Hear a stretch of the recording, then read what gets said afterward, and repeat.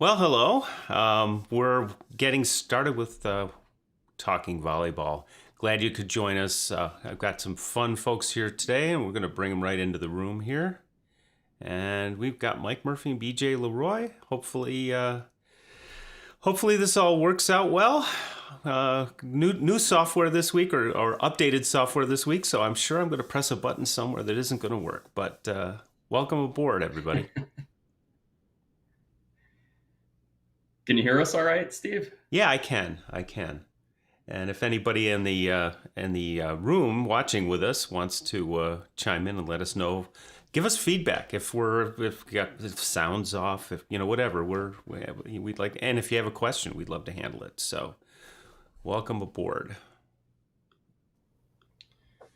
So we dragged Mike out here today to it was over the last couple of weeks one of the main volleyball podcasts, Coach Your Brains Out.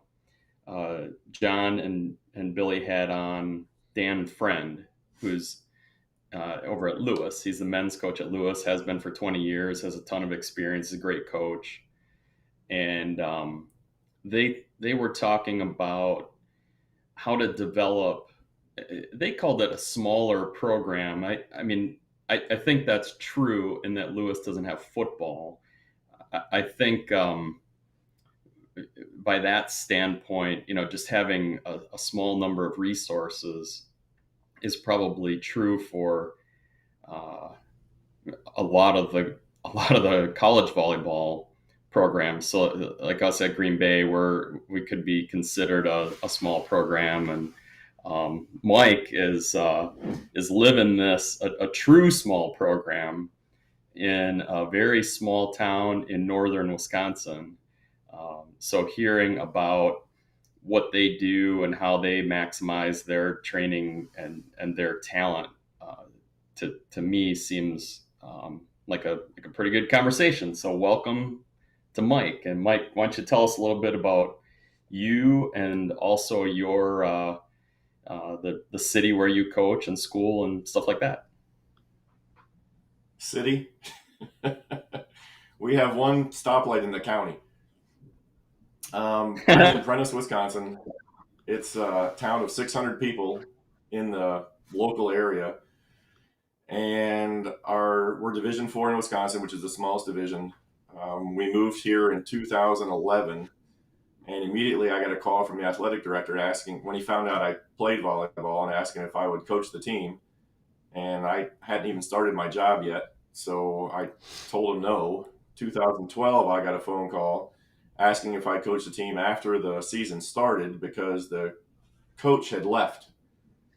So I went and interviewed with the administrator, and he said, "What's your volleyball experience?" I said, "Well, I played on the U.S. Air Force team, and I played in Europe and all over the U.S." And he said, "What's your coaching experience?" I said, "None." And he kind of stopped and looked at me like, "Why are you here?" I said, "You guys called me and asked me if I wanted the job." And I told him I'd help out for a year because the coach had, the season had already started, like I said. And I took the job on a Wednesday. The girls played a tournament on a Saturday. And I looked at one of the girls and told her to get up on the net and block. And she turned to me and asked me, "How do you block?" And I kind of knew I was in trouble. Since then, we've, fast forward, I think it was probably the year 4 or 5 before we finally had a season where we were over 500 wins average. And then 2018, we won the conference for the first time in 40 years. And our conference is Division 4 and 3, so we play bigger schools. And then last year, we made state for the first time ever. So it's been one hell of a journey, that's for sure.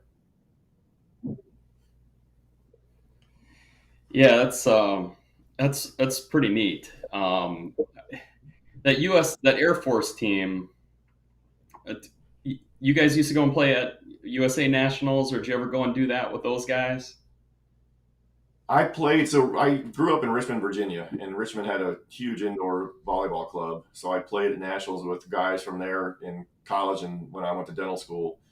The military would have an armed forces tournament, and then they would make an armed forces team, and they'd send that team to nationals. So yes, I played at nationals, just never with the military.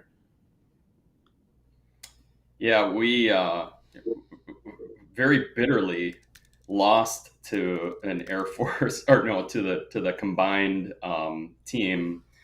I want to say it was maybe 7 or 8 years ago now. And these guys, I have sort of a slang term for them, which I'm not going to use, but I mean, these guys are uh, they're the brightest and the best. You know, they're athletic, young, smart, military officers, leaders. I mean, just ridiculously talented. That we were playing in the fourth division. They easily could have competed in the open division, maybe even won the second division. They were just, you know, every one of them so smart and fit. It was pretty neat to watch them play. We didn't we didn't put up much of a fight, but that was a cool. That had to have been a cool experience. I Very, was on a very. team in Richmond. Go ahead. Go ahead, Steve. I was just thinking I was about on a team in our Richmond. yeah, this is the nature of a live broadcast. I'm going to shut up here. Go ahead, Mike. I was on a team in 2010. We took silver medal at nationals, and when I turned 40, so that was humbling to realize that that was probably the end of my great play, and I wasn't going to get better at that point, personally. But turning from playing into coaching has been, a great outlet for my love of volleyball. Is it Yeah, possible that you lost to a team by the name of Mocha? I don't know. I know our team was on the cover of USA Volleyball magazine that year. wow. Yeah, To the team we lost to. yeah. We only lost twice in that tournament. We lost once to the military team and then once to this team Mocha, and I couldn't remember who won the whole thing. But both of those teams were very far superior. But I guess that's not our topic for today. Tell us a little bit Right. about what's going on at your school and what that's, I mean, really what we're here for. Let's hear about what Prentice Volleyball is all about and how you guys go about that. If you know anything about the Northwoods of Wisconsin, it's all about basketball. And volleyball was kind of a second-rate sport when I took over. Um, we have, and like I said earlier, I took the job kind of as a patch to help them get through a year and finish out a season and go forward, and kind of fell in love with it. Didn't know much about coaching except for how I was coached when I was in the Air Force. And I took it upon myself to become a better coach. BJ, I mean, you've seen me in CAT clinics and art of coaching volleyball clinics, and we obviously have a great program down in Madison. And I've been to Kelly Sheffield's clinics and really threw myself into becoming a better coach and how to coach, and kind of realized with teenage anybody's, obviously I coach girls, but teenagers, you need a PhD in psychology as well as how to coach. So there's been really good years that have been a lot of fun, and there's been years where we've been terrible, and you have to accept that and what you're going to do with it. And year in and year out, it's been how to get the best out of your players with what we have. I mean, I can't recruit. There's no recruiting. I'm not going to go get girls from a different school district to come to Prentice because the other school districts around us are bigger. So why would somebody leave a D3 school to go to a D4 school? It's just not going to happen. And frankly, as we've gotten better, we've got lower numbers. I had 15 girls come out this year, and we don't have cuts. And it's just about how to make them better with what you have. And there's going to be years where we're going to be decent, and there's going to be years, I'm sure, where we're not. But I have a great mindset of the girls that I have who are big on cheering on the middle school girls when they have games, and kind of encouraging them to come out to play in middle school and hopefully club ball. There's plenty of clubs around us that are good, and just getting the girls playing. I mean, last year when everybody was shut down, I have a volleyball court in my garage. So my daughter and I could go out and play and at least touch balls. And I guess most people aren't going to have that luck, but I'm spoiled. I spoil my family. That's a true Northwoods move. It gets cold up there. There's a lot of Yeah. snow, and you got to have a place to play in the winter. Well, we couldn't use the school, so at least we could go out in the gym and do something. Yeah, that's neat. How many? I can't hear you. Sorry. Uh-oh. Hey, so I'm at the other end of the spectrum. I'm in the 115-degree summer world, so we're just coming into the season when we can go outdoors, it's kind of this an interesting experience. You've got a rural experience. I wouldn't call it urban, but I'm in a Title I school district where basketball is it, but it's for different reasons. And and I'm on the boys' side, and boys, volleyball's not cool. Now that's changing slowly, and we're just trying to find ways to get kids to touch a volleyball for the first time. My first couple of years, I just had seniors who said, "Oh, I think I want to do a sport. That volleyball, I guess I could get a letter there," and would come out with no experience, and so it was a little different vibe, but kind of similar background. And then I got started the same way you did. I got a call on a Friday from an athletic director saying, "Hey, our coach just got transferred out of town. Are you still available?" And I said, "Well, when do you start?" He said, "Tryouts start Monday, but you got to go through all the certification stuff first. So it'll take you probably a week. You'll be a week into the season, and we'll have some teacher take care of them for a few days, and all that." So I can definitely relate to your story, Mike. What have you done to grow things? What has worked with getting kids interested? Our student body's a decent size, maybe 1,500, and so it's a little different. But the interest level's still pretty low. I'm wondering what kind of things you've done. Well, we try to encourage the younger girls to play, especially middle schoolers. About 5 years ago, I think 5 years ago, we started a middle school program in the spring for the Great Northwest Volleyball here in Wisconsin. That was really big. I think that really kind of catapulted us skill-wise into where we are now. The 8th grade girls that year were the ones as seniors who won the conference for the first time in 40 years. So that was really big, getting them excited to play, making it as fun as possible. And, we try to have fun and play volleyball for practice. BJ, anybody on volleyball coaches and trainers kind of sees how BJ feels about what practice should be like. It should be volleyball like. We don't punish. I make conditioning part of our practice. The girls lift weights, especially coming out of summer into our first few weeks. A lot of conditioning things as part of practice, not as a punishment for losing a drill or losing a segment of something. And it's kind of all about feeling out the girls and how each program is. It's amazing how year to year they're so different. My team this year loves having fast, hard practices, and they've asked for that. So if I give them a day off, they're almost angry at me. They don't want to take time off because they want to be successful. They know what, especially except for the freshmen, the sophomores, juniors, and seniors know what success is like. And they know what it takes to get to that success because they were part of it last year. And if they're asking for the fast practices where, they know they're going to be going hard, and I kept 4 freshmen into our postseason so I can have 6-on-6 for most of our practices. Well, guess what those freshmen are going to be next year? Success builds success. They're going to be better players. They've got more touches on the ball. They see what my all-conference players are like, and they want to replicate it. They really want to be what the girls older than them are like. And then we get the middle school girls into our gym as much as possible during practices. we go watch them when they have matches. Well, I'll cut a practice short by half an hour to go watch my 8th graders play, just so they see us in there and encouraging them.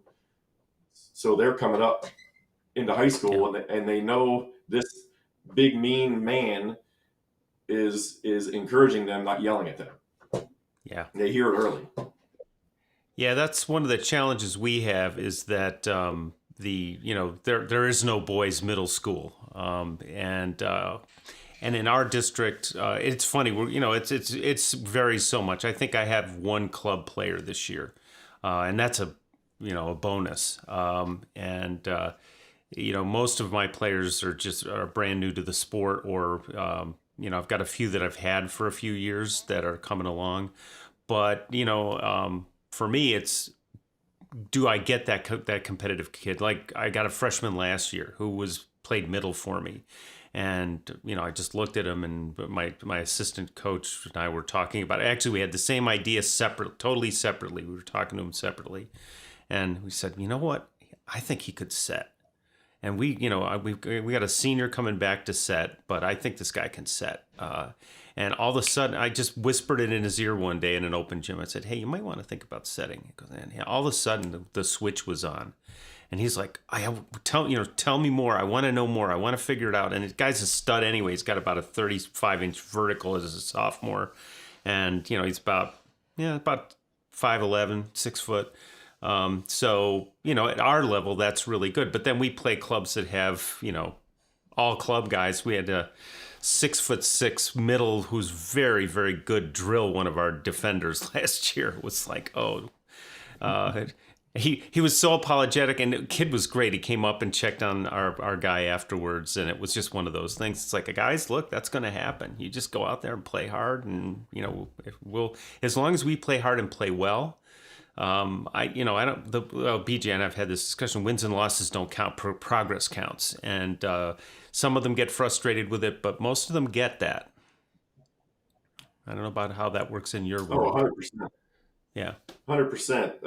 The progress my team has had this year is kind of defines that whole thing, because they're so young, and we made some silly mistakes early, and just the whole new setter, new outside hitters. I moved a middle to outside this year, and to see how far they've come and how we win the region. When in August, if you had asked me, I would have thought, I just hope we go 500. Well, it's cool. It's really neat to watch, and the girls see it. And if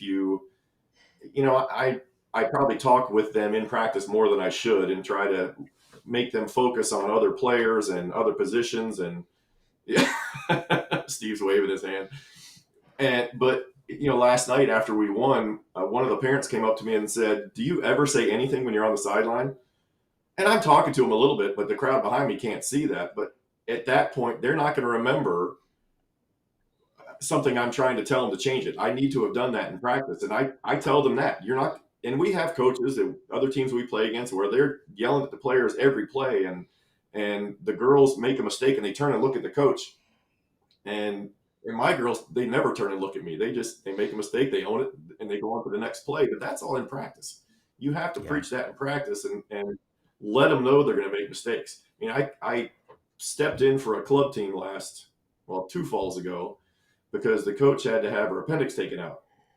And I told one of the girls, I said, "Hit the ball." She tipped. Well, she was afraid if she made a mistake, she'd have to run in practice. I told her to hit the bleachers on the other side of the net. And she couldn't believe I told her that.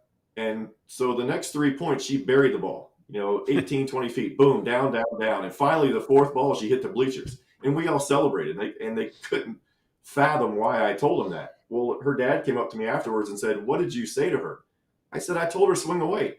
You can't punish a mistake in volleyball. Mistakes happen a lot. The best players, watch the Olympics. The best players make mistakes. They shank the ball. They hit one out. I was watching the Badgers in the Nebraska game last night. You don't win 25-0. So 25-23 is a win. And I try to instill them that. You make a mistake, especially teenagers, if you let them dwell on it, you're going to lose 3 points or 4 points instead of just the one. Yeah. Yeah, we say next. I got this from Mike. We say next point after every point. Let it go. Yeah. Yeah, I And had. that's of course that's Mike, do more you think psychology than anything. Go, BJ. I was gonna say, Mike, do you think that preparation style is from your military background? Is that like, let's get prepared for everything and go out there so that we can perform? That's got a lot to do with it. I'm also a dentist by my second job. Um, so everything is preparing to succeed. I mean, I don't go place an implant on a patient without x-rays, and I do CAT scans and make surgical guides. So I place the implant in the proper position. It's all preliminary. So by the time I'm going to do my, I don't care if it's a filling or a huge implant case, it's all preparation. And I walk into every practice with a practice plan written down. My girls sometimes go look at it to see what they're going to do, and sometimes they don't. They just, they trust me to get them prepared. And I kind of gave my pregame speech last night on trust. Trust yourselves, trust each other, and trust your coaches, and that we've gotten you ready for that. And again, it goes into the preparation. And military obviously is huge on preparation. You don't do anything without 52 forms filled out and signed and cross-checked and everything ready to go. So when it's time to do step 1, 2, 3, 4, you do step 1, 2, 3, 4 in the proper order. That's kind of interesting. It's funny. Everybody kind of you have your own style, right? I coached against a coach at 14s years ago when I was with Mike, and he was a cheerleader and he got his guys revved up and everything else, and like everything I'm not. I'll sit and take stats, and I'll call a timeout every now and then. The one that my assistant coach wonders about, every now and then I'll call a timeout after we've made a great play. Yeah, and he'll go, "Why did you take a timeout?" I'm like, "I want to tell her it was a great play," and they look at me like, "You have to take timeouts when you're and he understands it, but he was like, I don't know if I do that." I'm like, well, that's fine, do you. But I think they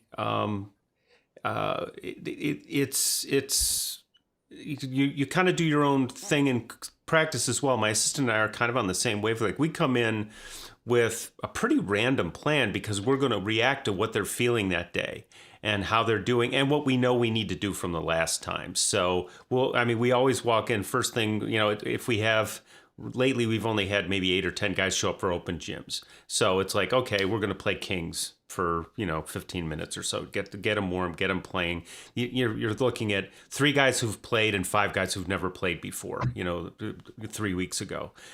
So you just let them go. I feel bad. I had a tennis player come in the other day, and I'm like I'm terrible with names. So I have this little app. I take their name and their picture so I can kind of work on that. And he came up to me and he said, "How do you serve?" I said, "You play tennis, right?" He said, "Yeah, come on over here." And I showed him the simple part of it. He's serving against the wall for a couple of minutes. And I said, "Go play." And at the end of towards the end of the Kings, this one of my veteran players goes, "How does he know how to serve already?" And I said, "Well, because I taught him, and he does what I asked, not like you." And he's like, "Okay, thanks, coach." But kid came up to me in the middle of it, goes, "Show me how to underhand pass." I'm like, here's what you do. He went out, did it. And so, I've learned over the years, I used to be that coach that would give a feedback on every touch, 20 years ago. And they've gradually beaten it out of me, thank God. But it's one of those things that every coach prepares differently. And as long as your kids are on your vibe, it tends to work pretty well. Absolutely. That's, it's a feel. Coaching is a feel. We were playing Thursday night in our regional semi, and we were down 7-1 to start the first set. And my assistant coach was screaming at me to call a timeout. I probably should have, but I didn't. And we won the set 25-14. So we outscored them 24-7 once we finally started playing. It's, they're young and it's jitters, and you can kind of see it a little bit. And so if they can overcome that without me having to intervene, I think they've grown more as players than anything I could do as a coach for them in that instance. Yeah. Now, if we had lost the next point, I would have called a timeout, but I know they're going to get going. I know they're going to play better. And as long as they're not, screaming at each other on the court, then you try to encourage that. If we had lost the first set, I'm confident we'd have won the next three. So it is a feel. There's no perfect answer in any situation. I love to tell a story. Years ago, we were playing in a tournament, and we were down 22-16, 22-17, something like that, against a team. And we were coming back. We had scored 3 or 4 points in a row, and their coach, the opposing coach, called a timeout, and she was screaming at the girls. And so I sat there, and my girls turned around and watched this happen. And finally, when there was 10 seconds left, I told them, go out there and have fun, or I'll have her come over and coach you guys. Well, we went out in one set against that team. So it's knowing your girls. I'm not a screamer. If the ball falls on the court and nobody went for it, then they know I'm irritated, and I will kind of, hey, let's go. We need to move on that ball. But if I've coached them right in practice, they know their assignments. They know whose ball that was. They don't have to look at me and say, is that mine? I always tell them, if you ask me the question, is that mine? The answer is yes. Don't even ask it. And that's you do develop a pretty good stink eye as a coach. Yes. RBF that probably speaks louder. Yeah. Yeah. So, Mike, I know what Northern Wisconsin's like. Tell us a little bit more about your conference, what it's like, how far is a drive, what are the other schools like that you're playing? Just give us a feel for what it's like to play volleyball in a small school in that area. So we're in the Merriwood Conference. We're the Merriwood North, arguably one of the toughest conferences in Wisconsin, especially the Northwoods. We have D3 and D4 schools. I think Marathon won the conference this year. The South, Phillips won the North. They're both D3 schools as far as I know. It's tough. We have fought and scrapped and scraped against some of these teams for years, and they're always good. It's when I took over and we were losing to some of these schools 25-9, 25-10, and now we're competing against them. Good programs. The team we played last night, South Shore High School, it was a 2.5-hour drive for them to come to us. And now Thursday we play the sectional semi. We're driving 2 hours to Mercer, 2.5 hours. So it's a hike to get anywhere. In our sectional, they moved us from the second sectional we were in last year, or the last 10 years, to the first sectional. So we're playing a lot of teams in the northwest part of the state. So luckily we've had home court advantage up until Thursday, and now we'll have to travel. So, good teams. It's the Merriwood, like I said, is arguably one of the better small school conferences in the state, and to compete in it, we won the conference in 18 and 20, a 3-way tie last year, to a 3-way tie for second place this year at 3 and 2 in the conference. So there's a whole lot of good volleyball going on when we play our conference schedule. Yeah, and Prentice, 600 people. What do you have, about 30 kids maybe in a graduating class or so, somewhere in there, 40-ish? Yes, 30, 32. Yeah. And so the school I coached at here in the Sheboygan area, which is a little farther south in Wisconsin, was Howard's Grove. And there's maybe about 3,000 people in town. Our graduating classes were 75. So we were about double that size. And we felt like we were small. But we had full access to club, and, we're an hour. There are some local clubs in Sheboygan, a half hour away to the north, 40 minutes away to the west, 40 minutes to the south, or an hour if you really want to get get into some of the, high level national type travel. There are clubs there that are less than an hour from here. What's your club situation like up there? What availability do they have to play in the off season? The closest club to us is Medford. It's 30 miles south. When I took over in 2012, club volleyball was unheard of from Prentice. Nobody played because they weren't allowed to because it was basketball season. And in 2015, I had a girl that was a fantastic basketball player but loved playing volleyball for me her first year. And so she wanted to play club. But I had to ask the basketball coach for permission. And he said, well, I guess I can't tell her no. And she went on to play at Stevens Point in college. And so that kind of broke the ice for girls playing club. In 2019, I had 5 girls play club out of Medford. And I take that back. 4 played for Medford. 1 went and played for Tomahawk, which is 30 miles east of us. And Tomahawk Club had practice Tuesdays and Thursdays. Well, imagine the drama when she was a highly skilled basketball player, when she was going to miss basketball practice for volleyball practice in Prentice. And that was huge. She quit the basketball team because she just didn't like that she was told no, and she became an all-state player last year. And the club scene is good. Yeah, we have to travel, obviously, down to like the Dells and things like that for good tournaments, but they're willing to do it. This year, am I going to have girls play club? I don't know. My freshman outside hitter is from a big basketball family, so we'll see if they will let her play or not. It just depends on the parents at this point. I can beg them, but at the same time, I need to encourage, in our small school, we need to encourage each other's sports. I don't want to detract from basketball because, if they're playing basketball instead of volleyball, at least they're playing something. And the summer league program is pretty good up here. There's all kinds of summer league availabilities. We've been down to Appleton the last couple of years and played in their Prep Dig Wisconsin tournament. It's been a really good tournament to go participate in.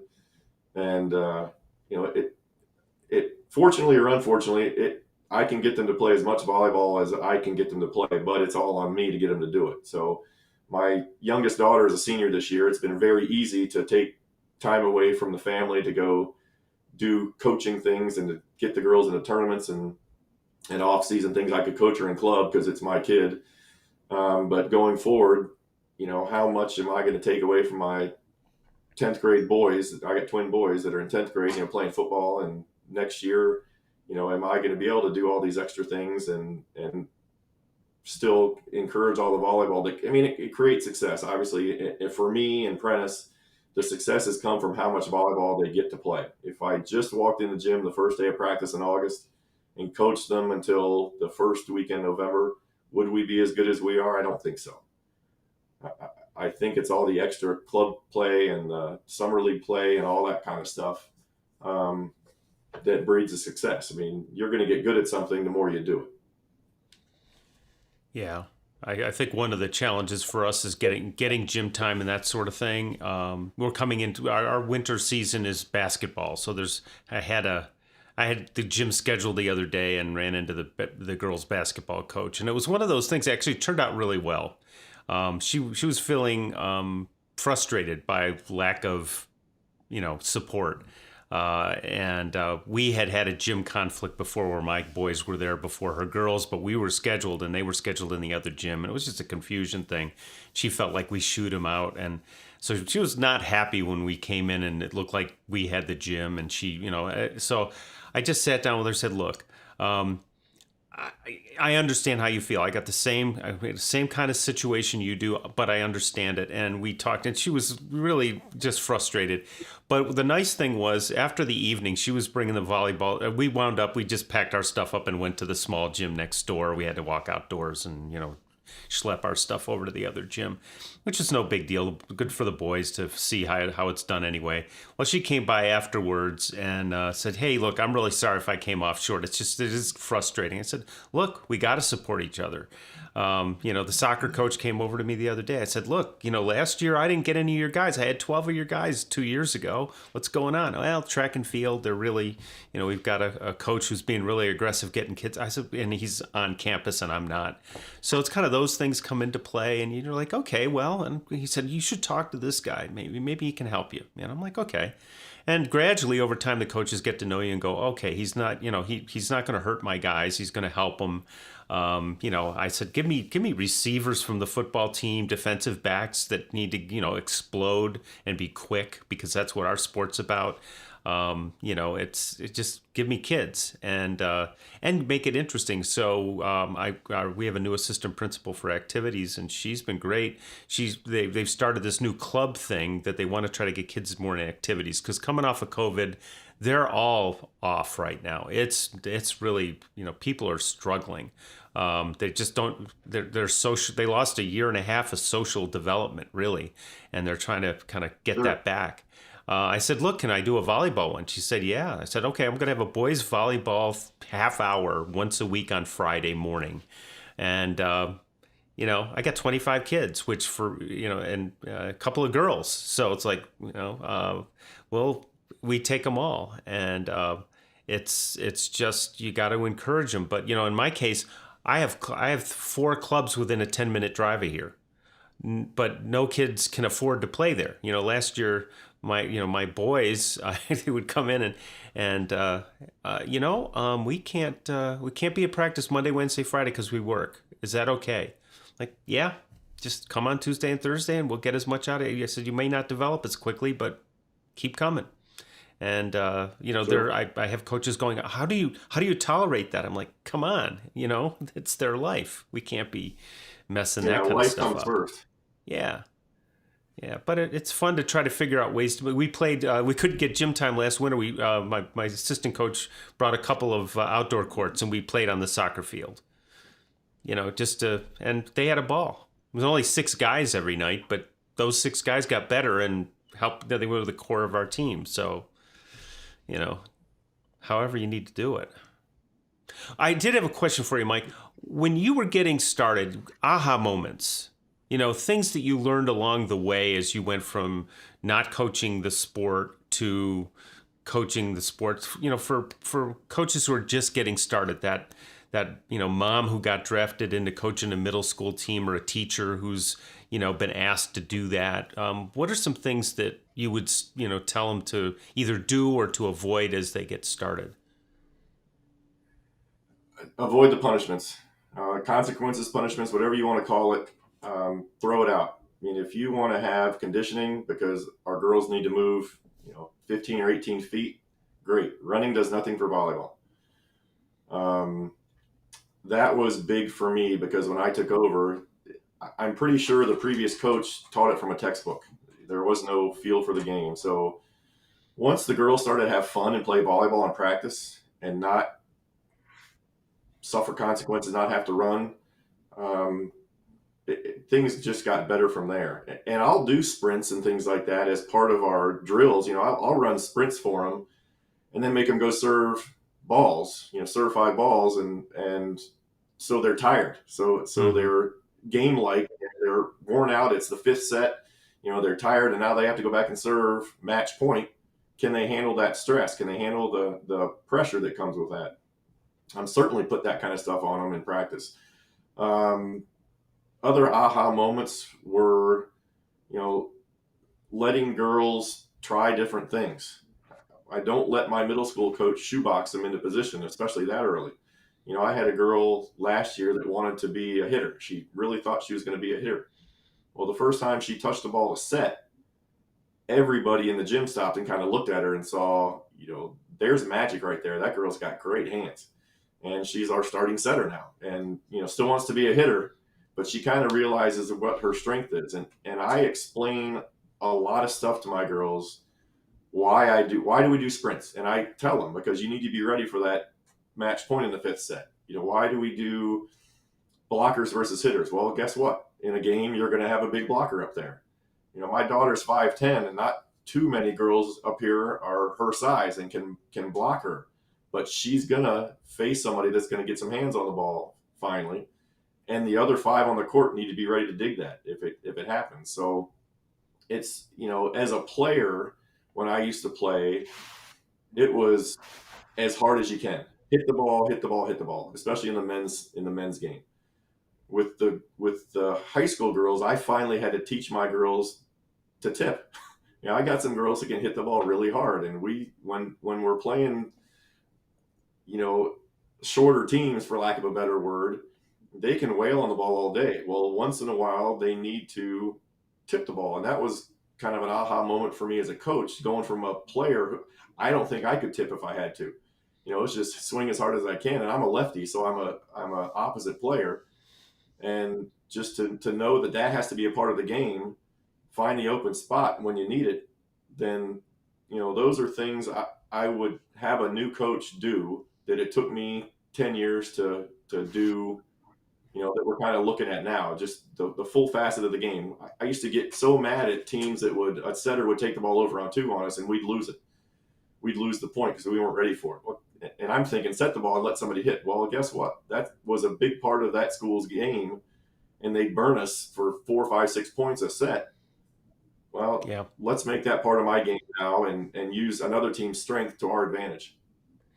Yeah, I think one of the things, 2 things that I've noticed. One, I need to start training the throw, because we had more balls thrown at us this weekend, and I don't mean a throw, but that power tip down the line that is becoming more and more of an attack. And we need to train it so we can do it, and we need to train it so we see it, so we can start defending it, because, perimeter defense is weak down. If you can get it past that up defender, and if they don't see the deep ball coming, it's too easy. And with newer players, that's tough. And the other thing that frustrates me on the girls' side, and again, I'm not coaching girls this year, but I'm not coaching girls, but I'm coaching girls, as it turns out, is the kind of, they can't take it over. Girls can't take the ball overhand. I'm like, come on.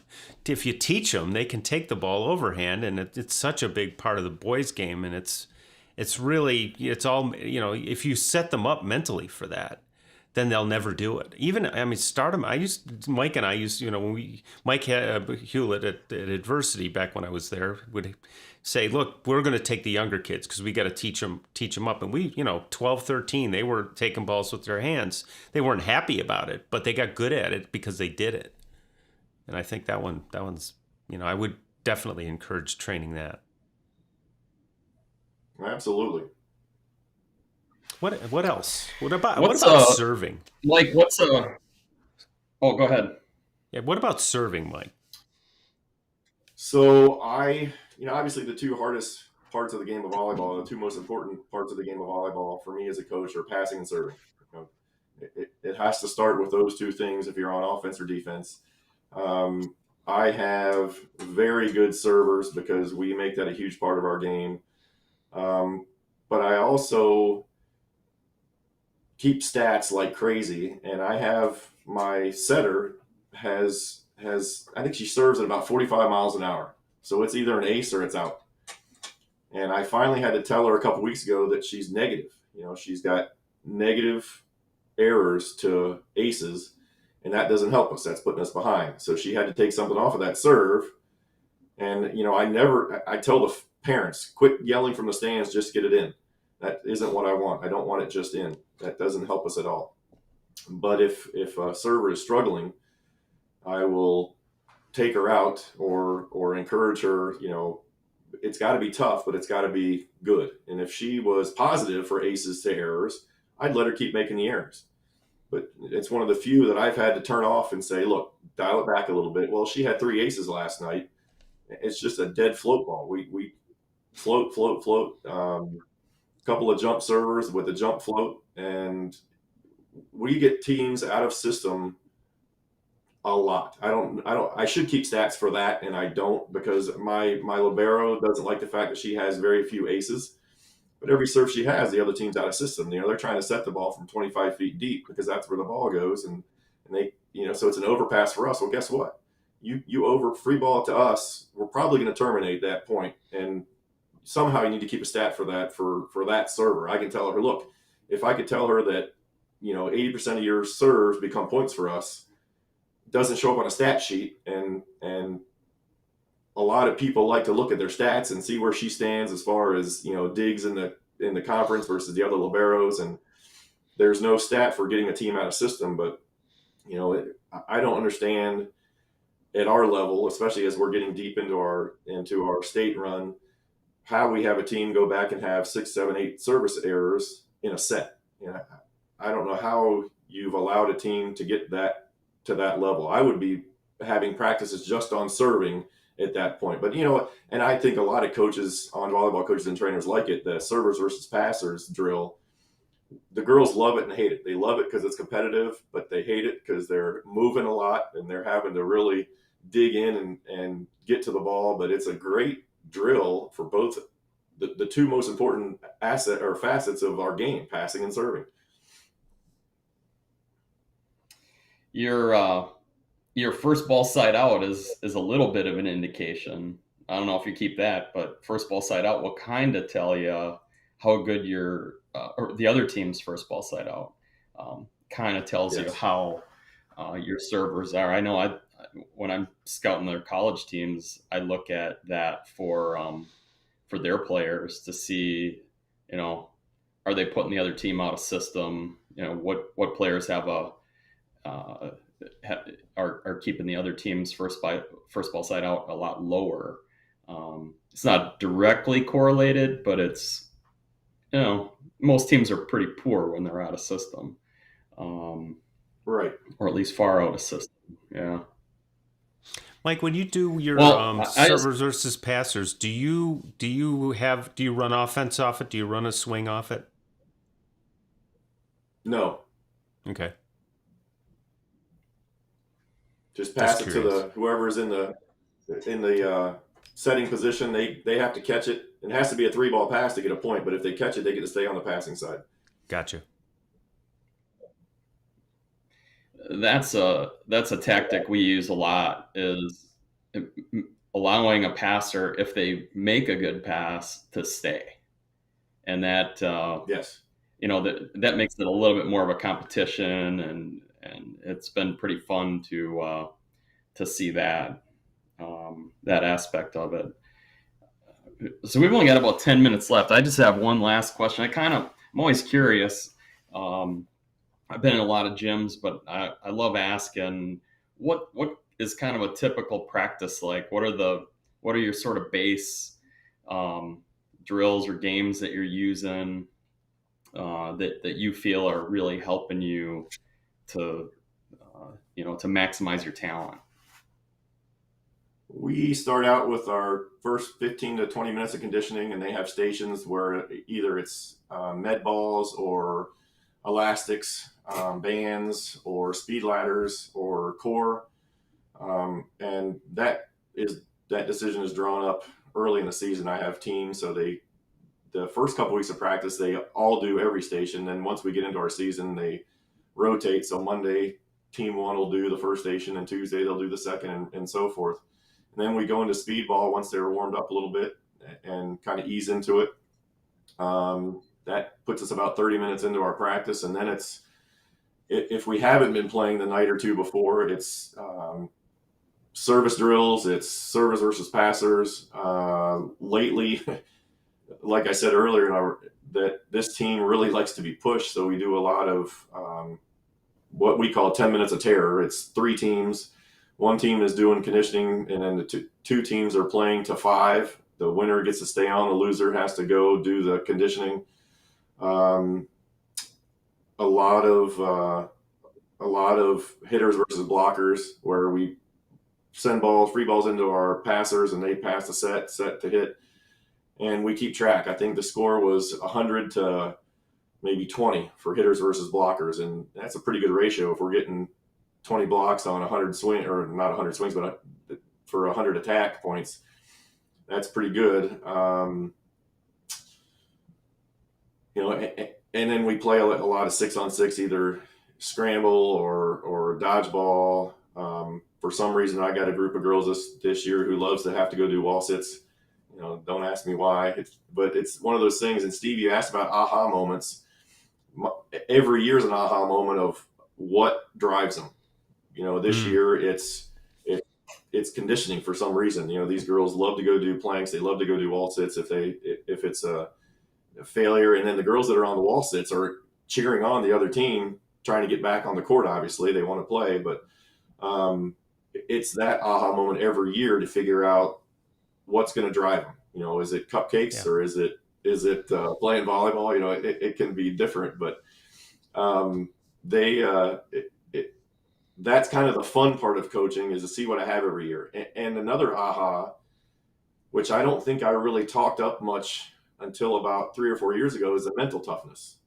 Can you be ready to shank a ball and get back and get the next one? I just kind of assumed it before, and obviously we all know what assuming does. And I just, being a business owner and being a dentist, I kind of assume you tell somebody to go do their job, they go do it. Well, that's not necessarily true. And what's going on in that 15-year-old's brain when I've asked her to do it? Is she saying, "Well, there's no way in hell I can do it," or is she saying, "Okay, I got this"?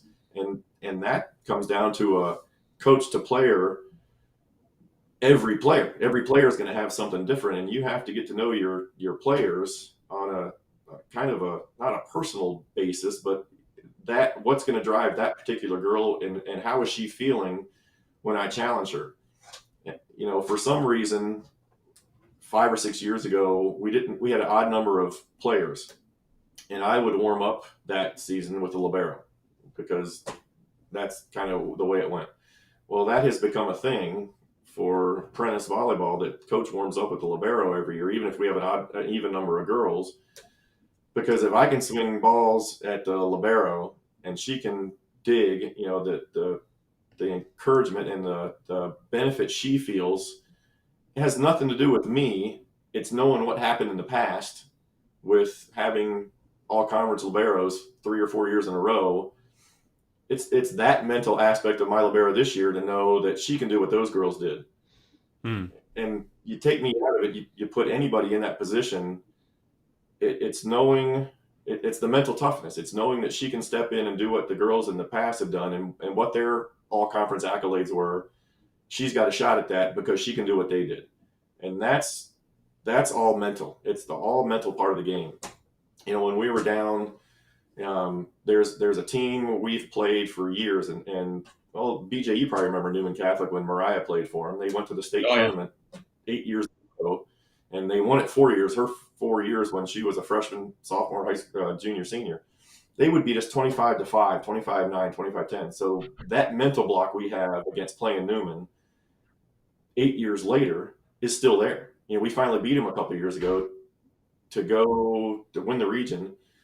Well, again, this year it's Newman. That mental block is still there for my girls, even though they've never played them. Oh, it's Newman.